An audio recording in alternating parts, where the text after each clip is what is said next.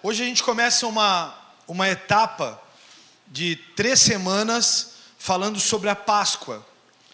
Porque durante todo esse tempo eu tenho sentido algo muito importante com relação a isso, que em todas as coisas ou em todas as festas, a gente acaba vulgarizando a festa, que era uma festa importante e bonita. A gente vulgariza a Páscoa, a gente vulgariza o Natal, a gente vulgariza o Ano Novo. Então, para variar, a gente vulgarizou uma festa que é reconhecidamente pela Bíblia a festa mais importante de todas, que é a Páscoa. E Deus falava muito profundo comigo sobre isso, porque durante muito tempo, e eu respeito a fé, e eu respeito as alianças que cada um faz, e não estou aqui para criticar a sua fé, não estou aqui para criticar a sua aliança, a maneira como você faz, mas eu estou aqui para trazer instrução bíblica sobre como as coisas devem acontecer e sobre o que realmente é a Páscoa. E a gente infelizmente transformou a Páscoa no dia do ovo de Páscoa. E aí, para a coisa ser perfeita, eles conseguiram explodir com o ovo de Páscoa. Diz que um ovo de Páscoa hoje vale mais de 100 conto. É verdade ou não é? Aí as pragas botam dentro do ovo de Páscoa o Kinder Ovo. Aí tu abre o Kinder Ovo, tem um maldito de um brinquedinho desse tamanho que normalmente a criança pequena engole. E aí ele passa a custar 150. Lá em casa, a gente há muitos anos aderiu à caixa de bombom, que antigamente vinha 30 bombons e custava 15 reais. Não, custava 5 reais. Hoje vem 15 e custa 15.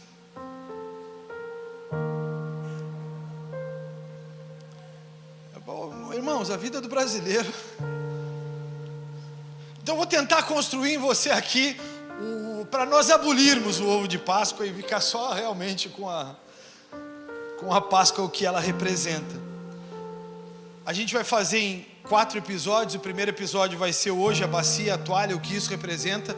O segundo episódio vai ser pregado pela carioca, a garota, Aline Garota, mais conhecida aqui no sul como Garota, que ela vai estar trazendo sobre a prensa de azeite e o Getsemane. E a terceira parte vai ser a peça de teatro na Sexta-feira Santa, que está ficando maravilhosa. Tu veio aqui ver, pastor? Não, eu sei, eu confio pela fé já antes. Vai estar sendo apresentada, tem 20 artistas. Cadê o nosso artista principal? Está lá, Benhur. Foi convidado para essa peça para participar como artista apenas para apanhar. O que a Aline tinha com ele como diretora do espetáculo, a gente ainda não descobriu. Nós vamos descobrir no decorrer dos dias. E o quarto e último episódio vai ser o sangue de Jesus e a ressurreição. Quando ele sobe para aquela cruz, para aquele madeiro, o seu sangue verte, sangue puro, sangue sem pecado, conhecido como sangue carmesim. E então ele ressuscita ao terceiro dia e nos dá o poder de vencer todas as coisas em nome dele. Então a Páscoa parte 1 é a bacia, a toalha. Já está aí. Cadê a minha bacia, minha toalha, Cris? Elas não são tão bonitas como as que estão ali, mas eu pedi emprestado. Aí, ele nos guarda, ele nos protege, ele nos blinda. E não é incomum vocês verem eu aparecendo na casa de vocês quando tem problemas e ungindo com óleo, que representa a presença do Espírito Santo, ungindo nas suas casas os umbrais das portas. Eu já fui em muitas casas aqui, porque esses são sinais que a nossa fé dá, que nesse lugar o inimigo não pode chegar.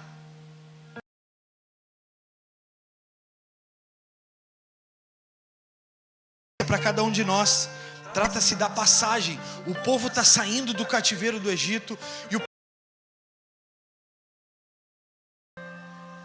Só que no meio do trajeto há um cara que é o faraó. Há um cara que permitiu que o povo fosse tocado por 12 pragas. Por causa da dureza do seu coração. Todavia, Deus guardaria o seu povo, porque o seu povo é o povo escolhido, é o povo separado. A Pesach do hebraico, passagem, ou a Páscoa para os cristãos, como podemos perceber lendo esse texto acima, O cordeiro era a referência do animal a ser sacrificado. E o uso do seu sangue é a marca que livrou o povo de Deus da morte. Porém, conosco, as coisas mudam um pouco. Por causa da dureza do coração de Faraó, isso aconteceu, mas conosco, isso muda. Porque o cordeiro, que antes era um animal, e o sangue, que antes era o sangue de um animal, agora passa a ser o sangue de um justo, o sangue de um fiel, o sangue do sem pecado. Porque para que houvesse vida em nós, e a Páscoa fosse hoje ainda uma festa a ser comemorada por nós, precisava haver um Cristo, precisava haver um cordeiro, precisava haver um sacrifício, precisava haver alguém que viesse nos guardar, que viesse nos trazer para um novo ciclo, para um novo tempo. Porque como seria? Hoje a gente vive, mas nós já não vivemos mais como era no Antigo Testamento. No Antigo Testamento, Deus vinha no meio do povo e dava ao povo as direções imediatas. Hoje nós temos o Espírito Santo para nos conectar dessa forma com Deus. Todavia, tem algo: a confusão mental que todos nós carregamos por causa da nossa rotina coloca um barulho na nossa mente que muitas vezes nós não conseguimos nos conectar a Deus. Então o Espírito Santo, que era para ser o conselheiro, o Espírito Santo que era para ser aquele que nos guiaria, que nos conduziria, muitas vezes acontece que não acontece isso, porque nós estamos cheios de confusão na mente, preocupados demais, atrapalhados demais, envolvidos demais com muitas obrigações. Porém, há uma bacia e uma toalha. Há um Cristo ressurreto, mas também há um Cristo que passou 33 anos da sua vida dedicados a essa grande causa. E é interessante como a gente não se prepara para as coisas e quer ter os resultados. Jesus, ele se preparou 30 anos para a sua grande missão. Jesus viveu 33 anos com uma obrigação: morrer e ressuscitar. Mas ele passou 30 anos da sua vida cumprindo com todas as obrigações que um ser humano normal como eu e você tem que cumprir. Ele foi filho e não foi rebelde. Ele ajudou o pai e não foi rebelde. Ele andava pelas ruas e não há um relato bíblico dizendo: mas não é uma Bíblia parte 2 dizendo: mas Jesus era um marginal. Jesus, quando sentava à mesa para comer com as pessoas, ele falava mal dos caras que passavam, dos fariseus. Ele diz: esses fariseus são tudo um bando de canalha. Não há isso sobre Jesus. Ele passou 30 anos de uma vida ilibada, sem nada ser apontado. E os últimos 3 anos da sua vida, 18 meses ele reservou para ensinar os discípulos. Sabe o que é isso, cara? 18 meses ele botou 12 caras embaixo do braço para andar com os caras, sabendo que um o trairia e que o outro o negaria. Como é que é, Anai? Sentar à mesa com 12 pessoas, tu sabe, um vai te trair, vai te mandar para a morte, e o outro vai te negar na hora H. Tu não ia, eu ia, não fico aqui bancando santarrão. Eu ia já dizer para cá: sai daqui, seu canalha, sai fora. Tu que é o tal do Judas, sai daqui. Vai morar na Rússia e na Ucrânia, tá calminho lá. Mas Jesus não, cara, Jesus sentava com os caras. E o mais estarrecedor de tudo isso é essa bacia e essa toalha, que é o primeiro ato da ceia. Eles não haviam comido, eles não haviam partilhado, porque a ceia, essa ceia que nós vamos ler agora, é a ceia que antecede a crucificação. Só que a coisa mais doida de tudo isso é que eles não haviam partilhado. Então Jesus para, e eu quero te convidar a fazer essa pausa comigo e ler na sua Bíblia o número 13 de João, capítulo 13 de João, por favor.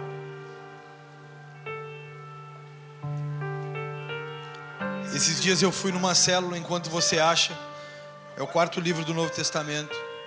Eu fui numa célula, na célula que eu estou liderando, e a irmãzinha amável, doce, uma voz docinha, ela disse assim: Eu gosto muito de ouvir a pastora pregando.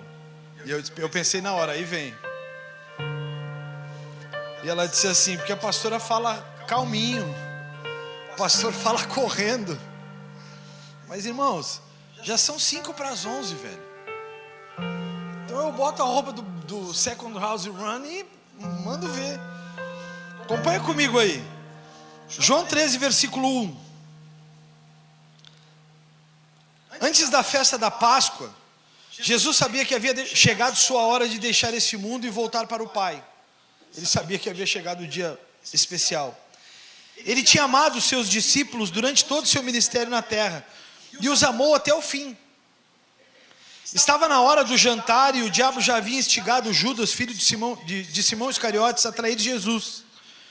Jesus sabia que o Pai lhe dera autoridade sobre todas as coisas e que viera de Deus e voltaria para Deus. Versículo 4. Assim levantou-se da mesa, tirou a capa, enrolou uma toalha na cintura, depois derramou água numa bacia e começou a lavar os pés dos seus discípulos, enxugando com a toalha que estava em sua cintura. Quando Jesus chegou a Simão Pedro, este lhe disse: toalha que estava em sua cintura. Desculpa, o Senhor vai lavar os meus pés. Voltei um pouquinho antes. O Simão Pedro disse: o Senhor vai lavar os meus pés? Versículo 7, Jesus respondeu: você não entende agora o que estou fazendo, mas algum dia entenderá. Mais uma vez Pedro diz assim: lavar os meus pés? De jeito nenhum, exclamação. Ele está afirmando, de jeito nenhum, não vai lavar. Tem como a gente dizer Pedro? É sempre ele, né, cara? Aí Jesus olha para ele e diz o seguinte, versículo 8 ainda: se eu não lavar os teus pés, você não terá comunhão comigo. Tipo assim, não quer que eu lave os teus pés, Pedro? Mete o pé.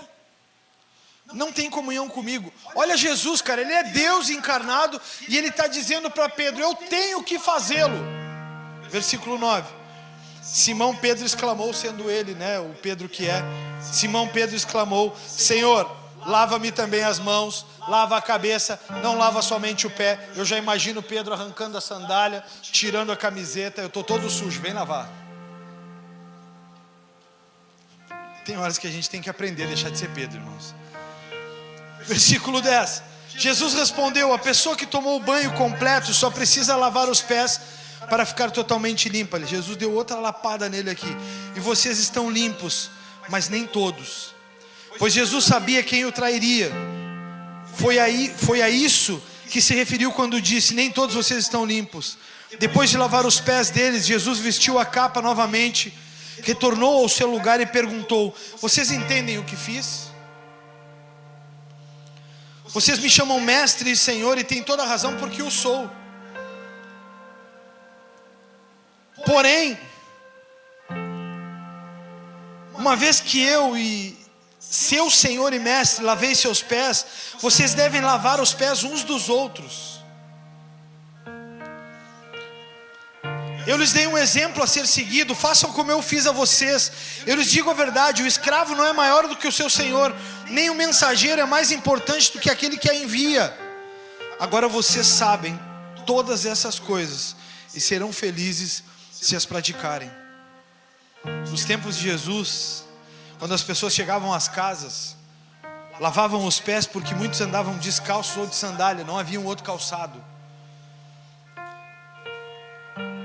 Na casa dos convidados ou com convidados, a pessoa de posição mais baixa da casa, conhecida como servo ou escravo, lavava os pés dos convidados. Normalmente lavar os pés era o trabalho então escrito por escravos ou mulheres. As esposas também faziam isso nos convidados. E a realidade é que ninguém queria lavar os pés dos outros, porque o pé era a parte mais suja do corpo. Com isso eu comecei a extrair alguns ensinamentos da bacia e da toalha. Tem uns que estão com a cara assim, amuada. Tá frio aí, irmãos? Ou tá de boa? Tá tranquilo? Que agora nós vamos entrar na palavra mesmo, hein? Eu comecei a extrair alguns ensinamentos dessa palavra.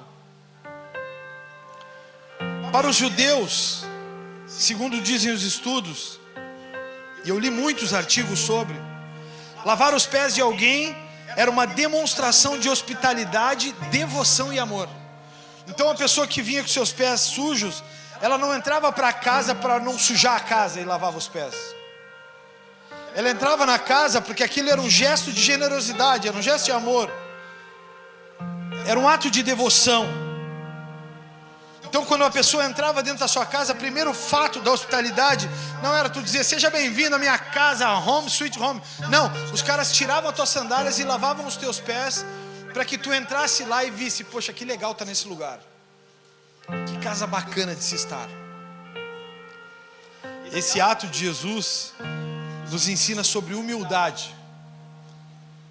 Também simboliza como Cristo purifica a nossa vida como a água.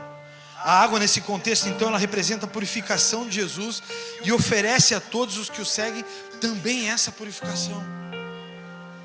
Ele, Jesus, sendo puro e sem pecado, se colocou em uma posição de servo para mostrar que o verdadeiro líder é aquele que serve um ao outro com amor. A lavagem dos pés havia sido praticado por centenas de anos antes de Jesus. Lavar os pés dos discípulos em João 13 não era uma novidade para Jesus. Isso tudo tinha começado com Abraão. Abraão começou a lavar pés. Abraão começou a trazer generosidade, hospitalidade. Porém eu extraio desse fato 4 ensinamentos, que eu chamei de 4 ensinamentos da bacia e da toalha. 4 ensinamentos do que faz um cara sem pecados, do que faz o cara rei dos reis e senhor dos senhores, sentar com o traidor e lavar os pés do traidor sem olhar nos olhos e dizer, eu vou lavar teu pé, safado, mas tu não merece.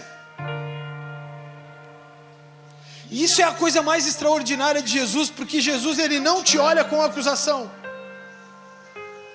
Jesus ele não te olha e te diz, Tati, tu não vale nada, mas eu morri por ti, tu pode tomar a ceia. Não, Jesus não morre por isso. Jesus não é assim. Jesus, o seu ato de generosidade e amor, ele é tão profundo, ele é tão intenso, que Jesus ele sabe que tem um pecador entre eles, mas ele precisa transmitir a raiz chamada amor. Ele precisa transmitir o que tem de mais precioso dentro dele, que é o amor. Agora, o que você faz quando você senta à mesa? Você transmite o que você tem de precioso.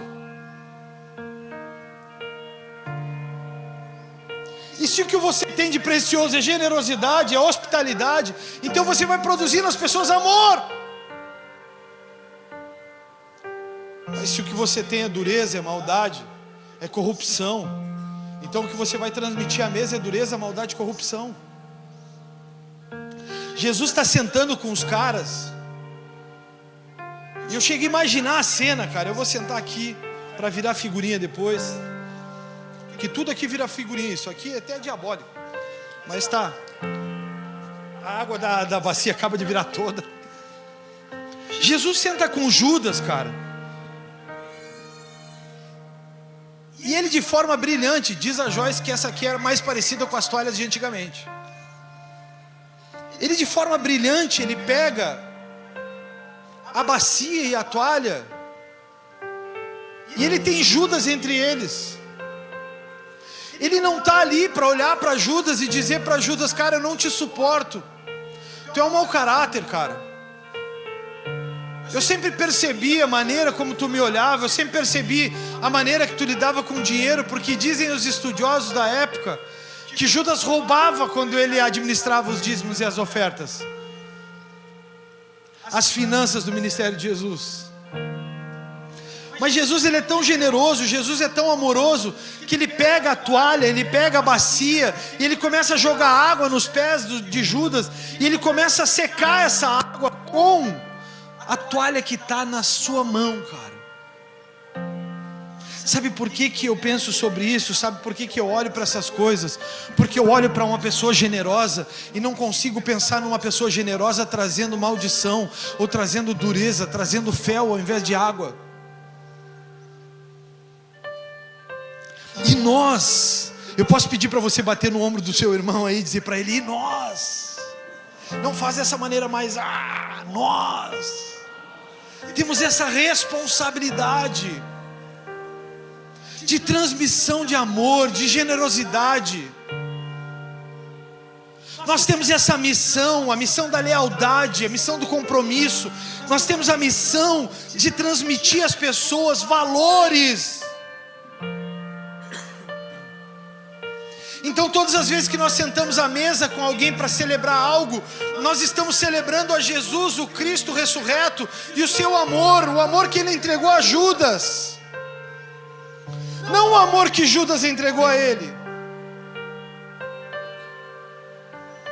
Então o primeiro ato, o primeiro ensinamento da bacia, para mim é o maior de todos os ensinamentos, que é o ensinamento do maior servindo o menor. Jesus nos chama a seguir seu exemplo, praticando amor e humildade no seu dia a dia. Então, o maior serve o menor. Por que melhor é dar do que receber? Porque quem dá tem para dar, e quem recebe tem escassez. Jesus, ele tinha generosidade, Jesus, ele tinha amor. Jesus, ele tinha dentro dele valores e virtudes que Judas desconhecia. Jesus, ele tinha dentro dele princípios de honestidade que Judas desconhecia. Ele tinha tudo que precisava, porém ele precisava roubar. Judas, ele tinha tudo, cara. Pedro, ele tinha tudo, mas qual a diferença de Pedro para Judas? É que Pedro teve medo, Judas teve ambição. E o maior de todos os ensinamentos é que o maior deve servir ao menor. Você que tem generosidade, você que tem amor, você que tem disposição, você que tem ânimo, você que tem fôlego de vida, você que tem disposição para fazer coisas, faça.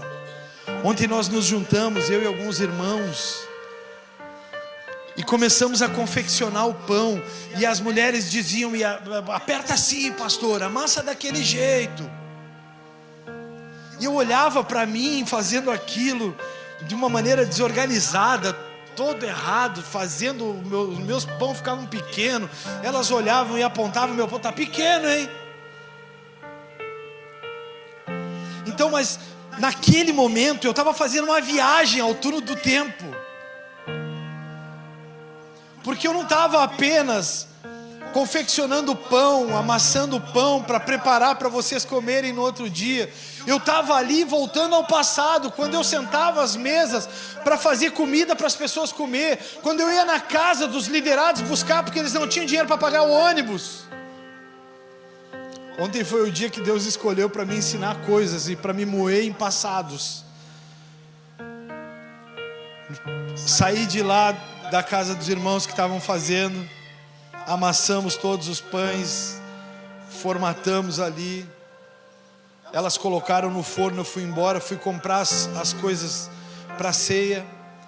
Aí lembrei, vim aqui para dar uma olhada como é que estavam as coisas. Nós estamos finalizando a nossa sala de oração lá em cima, está praticamente pronta, está ficando maravilhosa.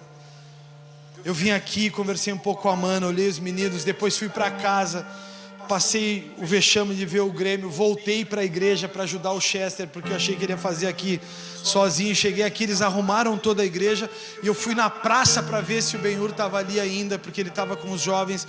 Cheguei na praça, eles estavam jogando vôlei, eu fui jogar vôlei com eles também, e ali jogando vôlei com eles, eu pensava também nisso, cara.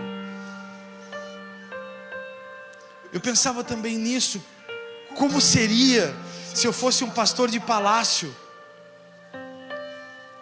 Como seria se eu fosse um pastor de templos, com escritórios pomposos, mas que não se reúne com pessoas, que não é generoso com pessoas, que não abraça pessoas, que não olha nos olhos, que não celebra?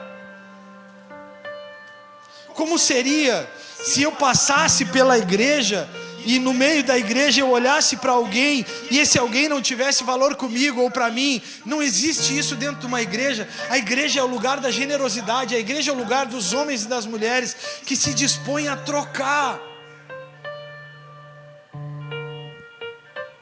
No final do dia, a gente começou a andar, acabou o vôlei, eu fui andar e aí a gente queria comer um lanche. Aí nós fomos lá no pai do Leandrinho, a mãe do Leandrinho largou um balde de batata frita nas minhas mãos, irmãos. Tudo que eu tinha construído durante aqueles dias havia sido derrubado. Mas foi tão bom, a gente conversou tanto, a gente se abraçou. Ele chorou fazendo pântio, ele errou, ele tirava umas coisas e chorava. Pensa num velhinho apaixonado pela velhinha dele, cara. Ele fala da velhinha dele e começa a chorar, irmãos.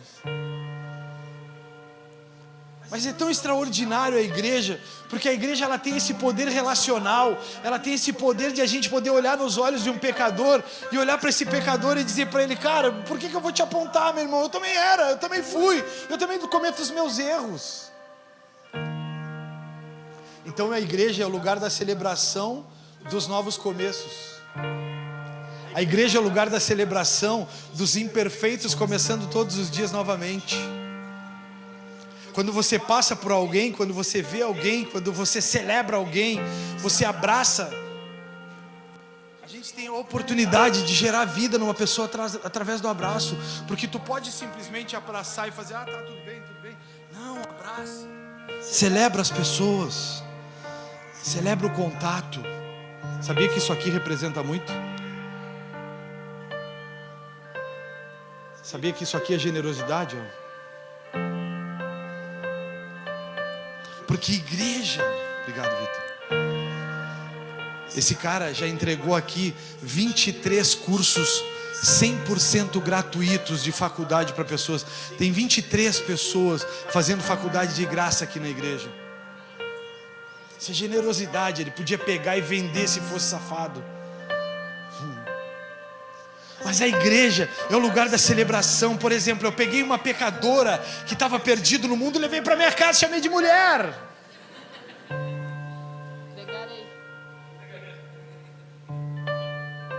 Ela não era bonitinha, organizadinha assim. Paguei um alto preço, irmão, para chegar nesse dia. Quando eu encontrei a pastora, eu encontrei uma pessoa destruída pela vida, destruída pelas dores, destruída pelos traumas, destruída pelas rejeições, destruída pelas perdas. Mas eu pude contemplar essa mesma pastora destruída por tudo isso que eu falei. Eu pude contemplar essa mesma mulher quando teve a primeira filha, a filha mais velha. O sorriso nos olhos dela quando pegou a filha pela primeira vez. Eu pude contemplar a mulher que saiu do cativeiro, abriu as portas e foi para o lugar da contemplação da alegria. Porque Jesus é um homem generoso, mas Deus é um Pai generoso. Então aquele mesmo Deus que permitiu coisas nas nossas vidas, permitiu traumas como o dela de perder pai e mãe, o meu de perder pai e mãe, Ele é o mesmo Deus de amor, é o mesmo Deus de misericórdia, que nos dá a chance de recomeçar e ter 3 filhos maravilhosos, mesmo que Ele, Deus, tenha levado 2 para a sua glória. Nós ainda podemos contemplar a alegria de poder estar em uma casa com muitos filhos semelhantes a Jesus. A generosidade de Jesus ensina a ser diferente. O primeiro ato da ceia, o ato da bacia e da toalha, é o ato da servidão. É o ato de alguém que rasga seu próprio orgulho, que rasga sua própria vaidade, para ajudar outro alguém a pintar, para ajudar outro alguém a preparar pão.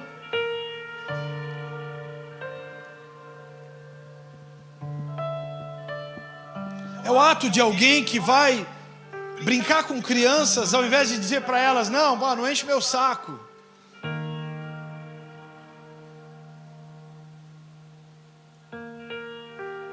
A generosidade de Jesus, ela ensina a ser semelhante a eles e não semelhante ao mundo. A Bíblia diz que o mundo jaz no maligno, o mundo está corrompido, cheio de adversários que moram perto. O primeiro membro da minha igreja foi a vizinha do lado. Ela está me ouvindo agora. Ela diz que me ouve todos os domingos. Ela não consegue vir, mas eu fui lá na casa dela e baixei o aplicativo da igreja e ensinei ela a entrar no aplicativo. Ela disse que olha o culto todos os domingos. Eu estou te ouvindo, pastor, todo domingo, ela dizia para mim ontem lá, gritando. Eu disse: tá bom, legal. O ato de generosidade de Jesus nos mostra a ser como Jesus, não ser como as pessoas que nos feriram, não a ser como as pessoas que nos maltrataram.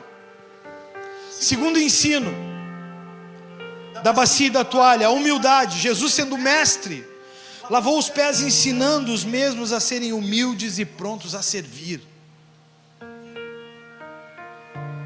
Humildade e servidão são dois valores que não se compra na esquina. Terceiro ponto que a bacia e a toalha ensinam é o amor ao próximo. Jesus amou e serviu a todos, inclusive quem o traía, nos ensinando a agir com bondade incondicional. Jesus nos ensinou a ser generosos quando não havia generosidade em seu favor. Ele estava sendo perseguido, ele estava sendo maltratado,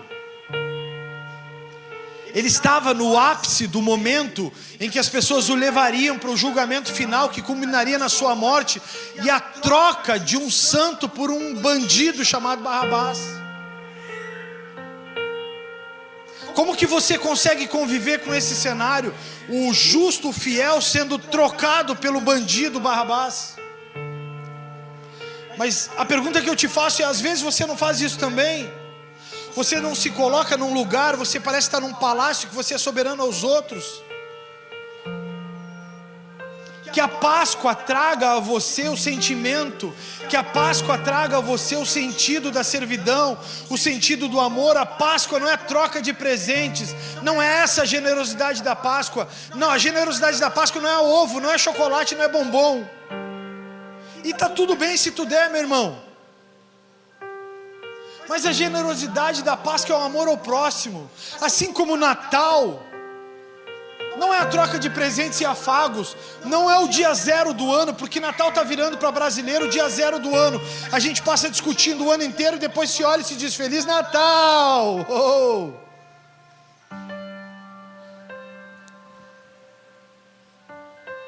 O cara mais generoso de todos que já existiu, ele ensina que amar ao próximo é o maior de todos os presentes.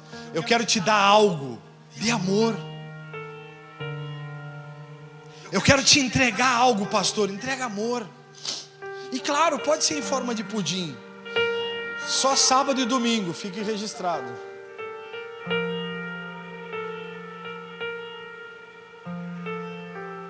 Esses dias, eu não ia fazer essa piada, mas eu vou fazer. Esses dias, porque eu olho tudo no Instagram, tudo. Eu olho os pudim pequeno, eu olho os grandes, eu olho os bolos de banana integral. E eu fico pensando, se a primícia é a primeira parte, por que eu, como pastor da igreja, não a recebo? Falado tudo isso, um registro apenas, a gente volta à palavra. Amar ao próximo não é dizer para alguém, tu está precisando de dinheiro. Não, a maioria das pessoas que está aqui, não é dinheiro o seu problema. Pode ser até que tenha uma necessidade, mas o seu principal problema não é dinheiro. Às vezes é um abraço, às vezes é uma visita. O que tu vai fazer hoje? Vou na tua casa.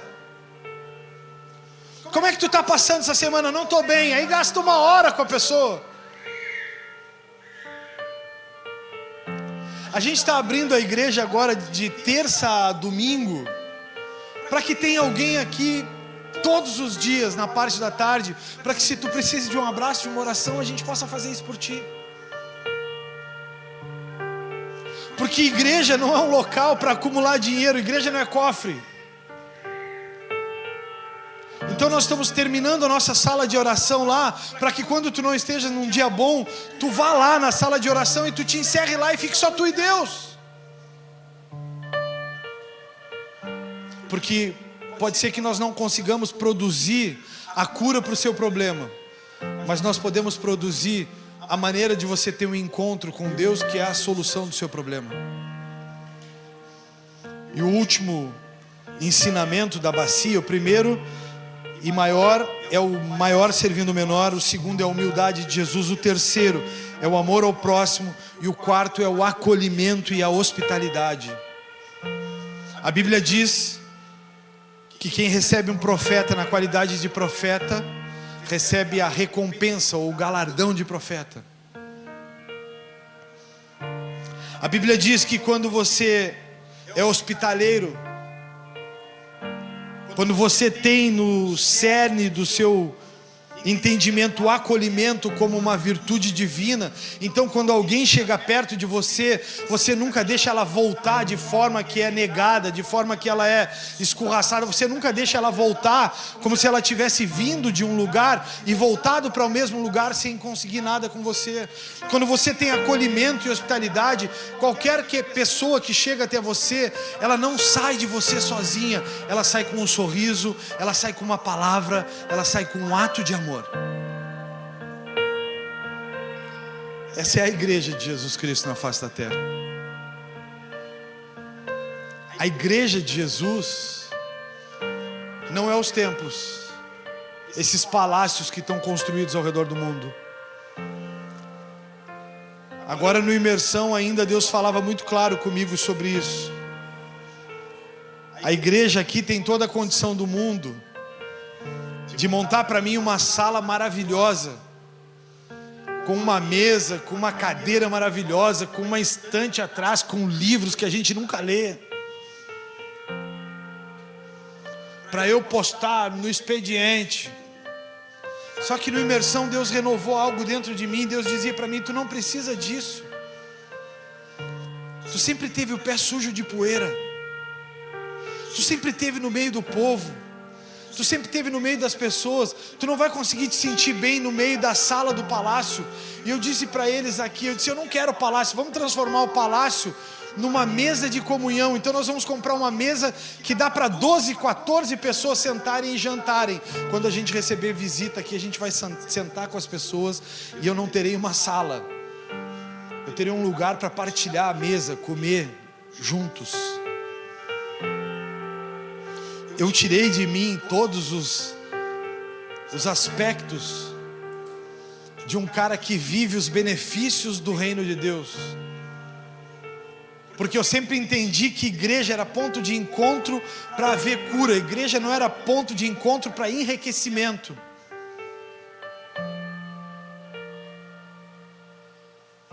Igreja não é ponto de encontro para enriquecer, tanto que eu estou vendendo trufa para comprar uma passagem de avião para os Estados Unidos. E a gente não está nem falando que não sabe onde vai dormir, nem tampouco o que vai comer. Mas a gente tem uma palavra, e se Deus nos deu uma palavra, se nós chegarmos lá, Ele vai prover.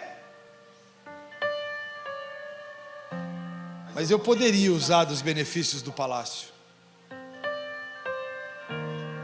Mas a igreja para mim, irmãos, quando ela começa, eu acho que quando uma igreja começa na tua casa, no braço do sofá da tua casa, como começou a minha, tu vai lembrando de cada vida, do que cada vida representa. Então tu não vai mais fazendo menção aos benefícios, tu vai fazendo menção ao que cada um representa. Poder celebrar o casamento.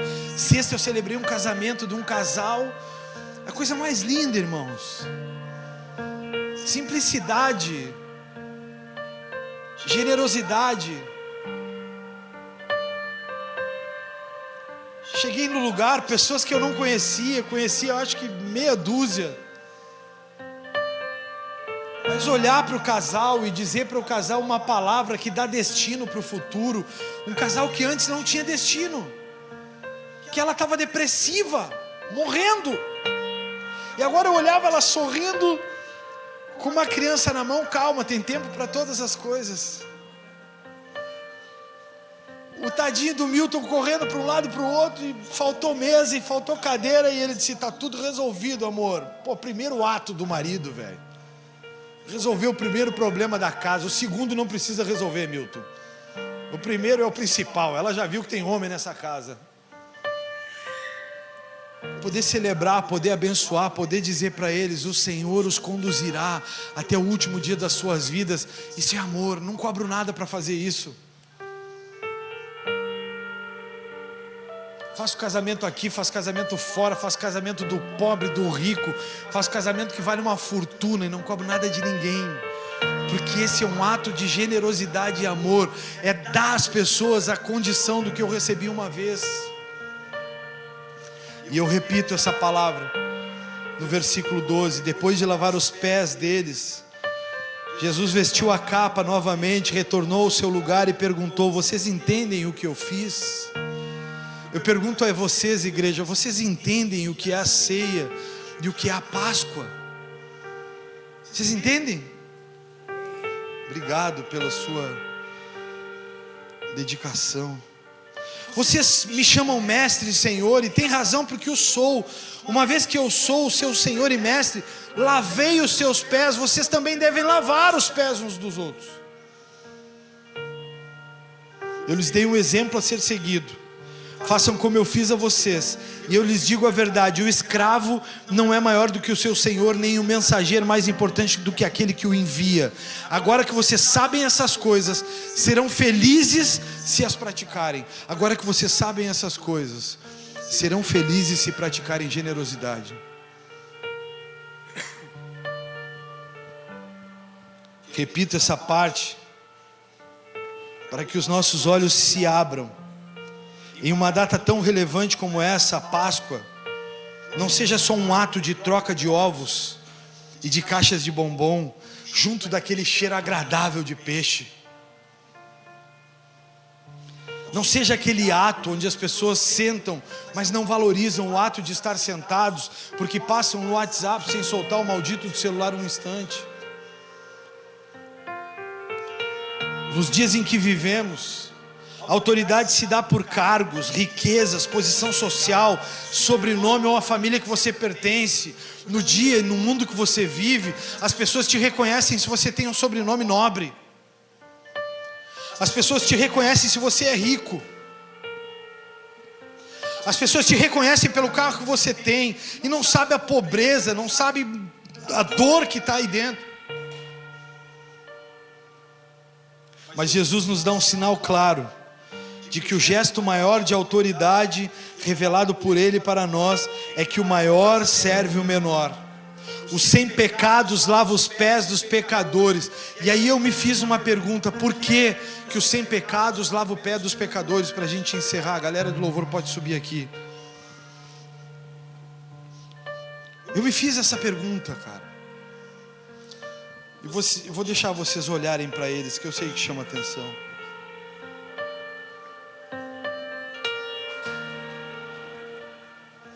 Por que o maior serve o menor? Por que Jesus precisava ir naquela cruz? Por que ele precisava fazer aquilo? Ele era Deus, ele estava encerrando o ato, era só ele vencer a cruz. Vocês estão aqui? Era só ele vencer a cruz, e a cruz ele venceria. Deus já tinha dado a ele esse poder. Mas aí eu mesmo me respondi: porque a autoridade não está no que temos, mas no que somos. Você pode repetir isso comigo? A autoridade não está no que temos, mas no que somos. Quando eu chego em qualquer lugar, eu sou uma autoridade pelo que eu tenho em mim, não é pelo que eu tenho de posses. Às vezes que eu tive com pessoas, e eu não tenho vergonha de dizer, inúmeras vezes com a água cortada, inúmeras vezes com a luz cortada. Eu não tenho vergonha de dizer que por muitas vezes eu fui na casa das pessoas sem ter água na minha casa. Mas mesmo chegando na casa das pessoas sem água, com a água cortada, eu ainda assim era uma autoridade naquele lugar. E eu quero te dizer, você não terá autoridade sem ser o que você fala. O ato final em vida de Jesus revela a intensidade da sua entrega. Jesus sai das mesas para a cruz, mas antes ele passa pelo Getsêmani. Essa palavra que vai ser pregada na semana que vem, ela nos traz mais um ensinamento. Ela fala que Jesus, ele sai dos palácios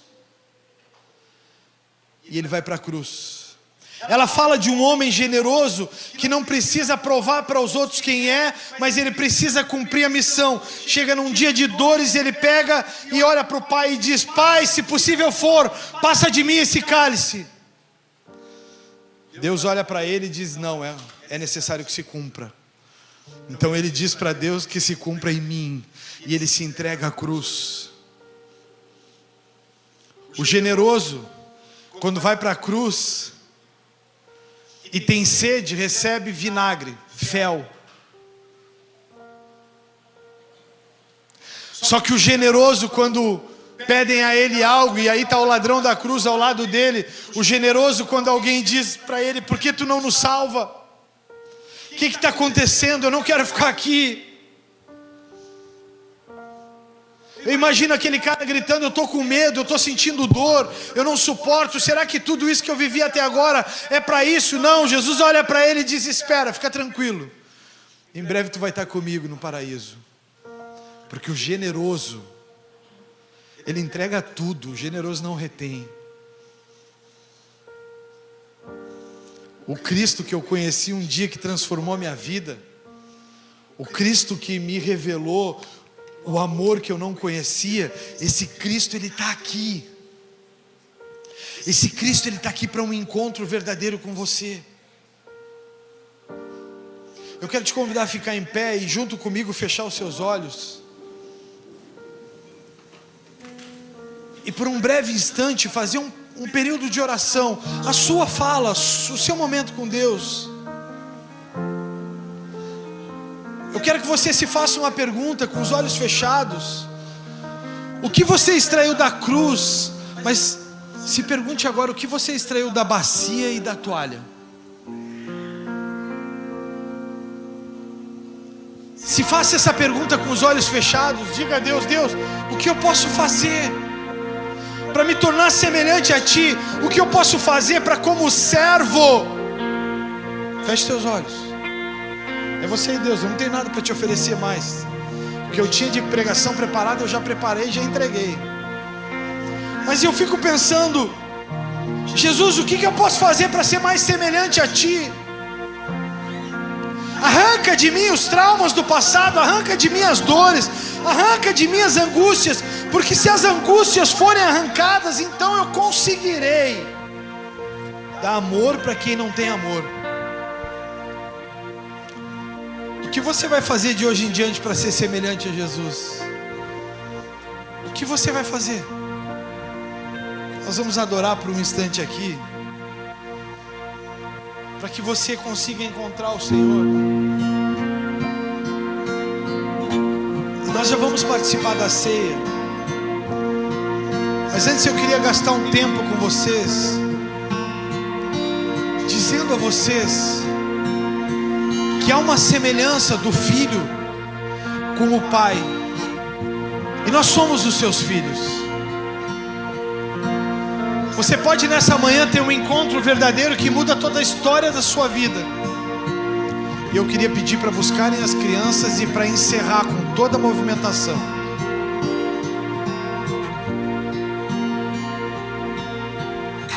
Pare de se movimentar agora, só ore, só adore o Senhor. Só fale com Ele. Como fazer para ser igual a Ti, Jesus? Me ensina a chegar na minha casa agora de forma generosa. Me ensina a chegar, Jesus. Me ensina a entrar na mesa da minha casa e não rejeitar minha esposa e os meus filhos.